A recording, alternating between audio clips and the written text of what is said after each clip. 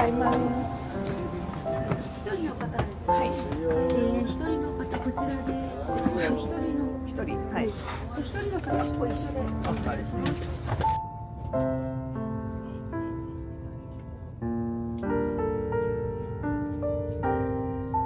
歩いてた橋、北朝鮮から抑留されて解放されてから南に帰ってきた時に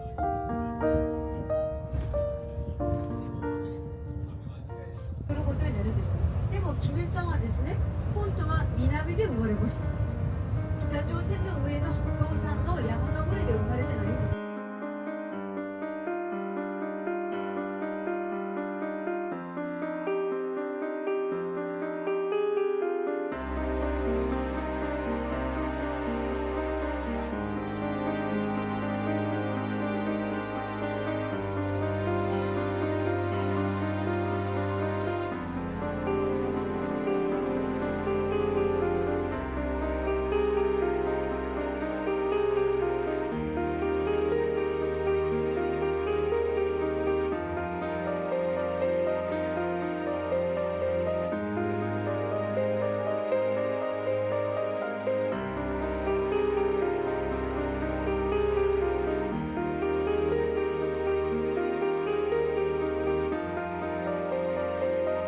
プチ境界線、新しい場所に変わりました。そのラインができて、それからその武力衝突を防ぐために非武装を作るんですよ。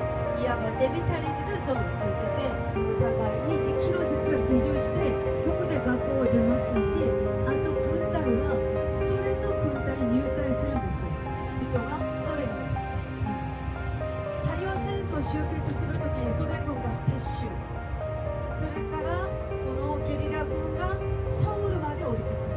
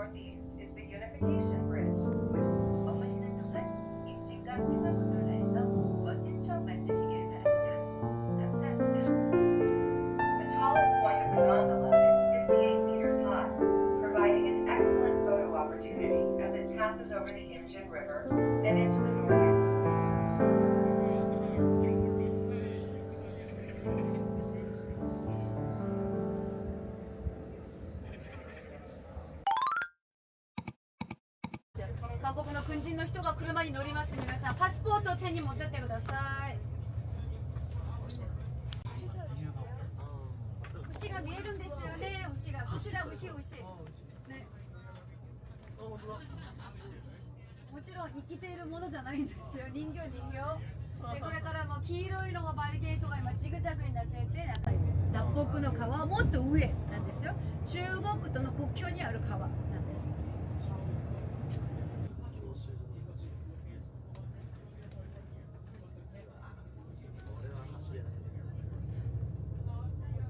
許可なしでは入れない場所に、皆さんは今入ってるんです。一般人制限される場所が中には100人の希望の町があるんです。まずは500人が住んでる町が見えますので。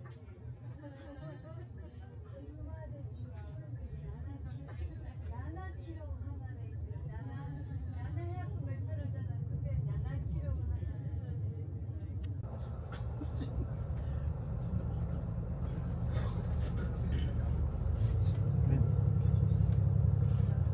このトンネルは途中で発見されたんですよ。ここの中、これ73メートル。73メートルで、皆さんがこの坂道で降りるんですよ、そこまで。